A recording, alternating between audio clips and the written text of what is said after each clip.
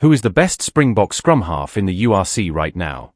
Is it the established box starter, the fan favorite, or someone quietly dominating the stats? In this video, we rank 8 current Springbok Scrumhalves based purely on their current URC form, using weighted performance metrics like gain line success, try assists, kicking meters, defensive work rate, and overall impact. Reputation doesn't count. Past World Cups don't count. Only current form. And trust me, you might be surprised who comes out on top. Let's start from number 8 and work our way to number 1. At number 8, we have Hashim Peed. A promising development player, he was a standout for South Africa under-20s in the 24-25 season. In this URC competition, his gain line success is perfect at 100% and has already scored a match-winning try. While he shows flashes of brilliance, his overall impact across key scrumhalf metrics, like kicking and defense, is still lower than many of his peers.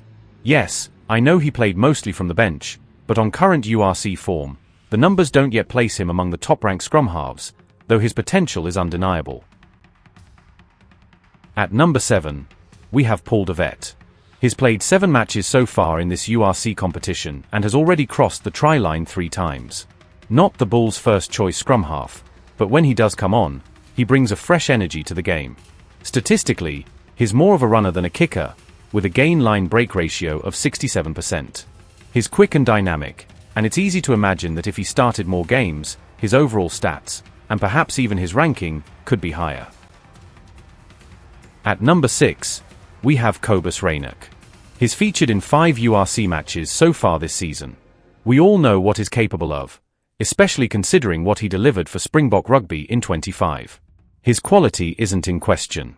He's had some brilliant moments for the Stormers already, but we haven't consistently seen the very best of him in this URC campaign yet. Like Paul de Vet, Reinach is not a kicking-focused scrumhalf. He thrives on quick ball, attacking space, and accelerating the tempo of the game. Defensively, he remains solid, averaging 4 tackles per match and a gain line break rate of 67%. On current form, he sits at number 6, but if history tells us anything, Reinach tends to peak at exactly the right time. At number 5, we have Jayden Hendrikse.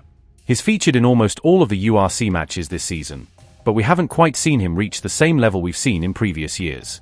In contrast to Reinach, Jayden is far more of a tactical kicking scrumhalf.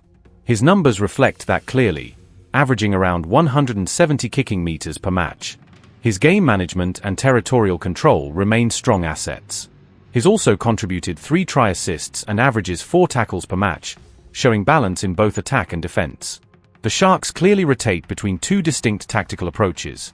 With Hendrikse, the focus shifts more toward territory and structured control, while Grant Williams brings a faster, more running-based tempo when he comes on. On current URC form, Hendrikse remains influential, but statistically, others have edged him slightly higher. At number 4 is Grant Williams. Yes, he's a fan favorite, but this ranking is based purely on current URC form.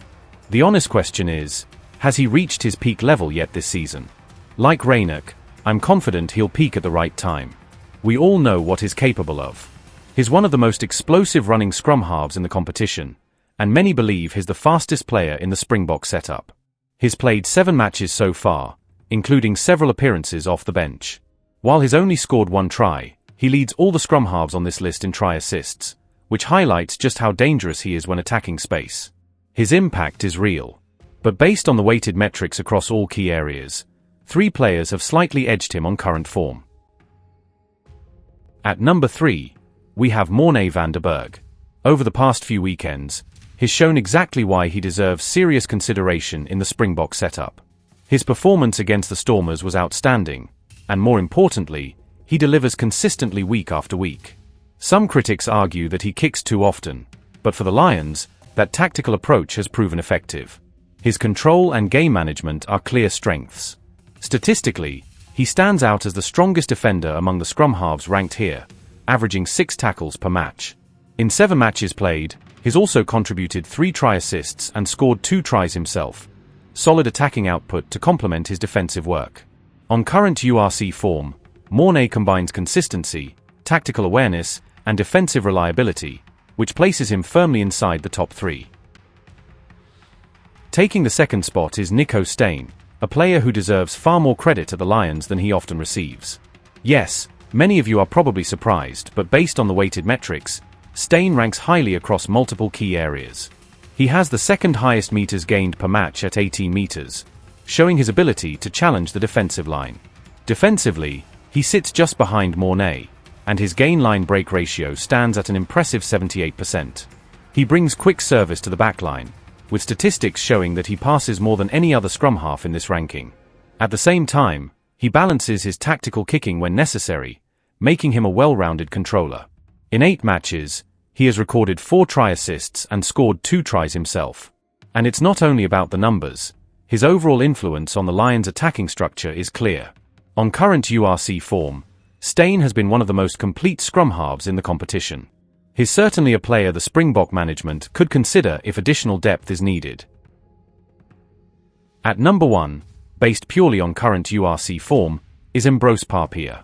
Even before looking at the statistics, you can see the hunger in his performances. Game after game, he delivers moments that make you sit up and take notice. This season, he has scored 5 tries in 9 matches, an exceptional return for a scrum half. But it's not just about the tries. The numbers show that he is one of the most balanced scrum halves in the competition. He runs when the opportunity is there, kicks when territory is required, and consistently makes the right decisions at the right time. He works tirelessly off the ball, running strong support lines, which is exactly why those tries come so naturally to him. On current form, Embroce sets the benchmark for scrum halves in South Africa.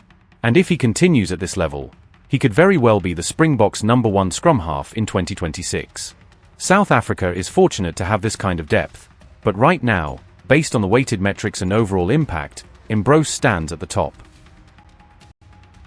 So there you have it, our ranking of the best current Springbok scrum halves in the URC based purely on form and weighted performance metrics. Embroce takes the top spot, but that doesn't mean the debate is over. Far from it.